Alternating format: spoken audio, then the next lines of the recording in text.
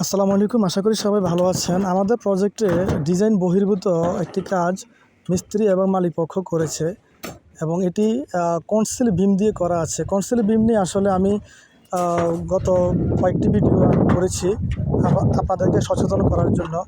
আজকে আমি এসে জাস্ট অবাক হয়ে গিয়েছি যে এখানে মিস্ত্রি এবং মালিক পক্ষ পরামর্শ করে তারা নিজেরাই কনসিল বিম দিয়ে করেছে এবং বিমে এখানে জাস্ট ৬টা ১২ মিলি রড দিয়েছে ১৬ ফিট ১৬ ফিট অথবা কলাম টু কলামের ডিস্টেন্স এখানে ১৬ ফিট, কোনোটি আছে এখানে ১৫ ফিট।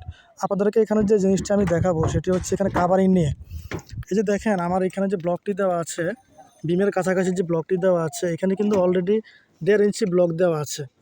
ঠিক আছে, ১.৫ ইঞ্চি ব্লক দেওয়া আছে, তারপরেও কিন্তু আপনার এই ব্লকটি কিন্তু অলরেডি এখানে ফাঁকা। আবার এখানে কিছু কিছু ব্লক দেওয়া আছে, এখানে কাভারিং ১.৫ ইঞ্চি। ঠিক আছে, সর্বশেষ আমার মনে হয় এখানে ছাদের রড বাইন্ডিং শেষ হওয়ার পরে এখানে ২ ইঞ্চি কাভারিং হয়ে যাবে, কোনোটি আবার ১.৫ ইঞ্চি কাভারিং থাকবে।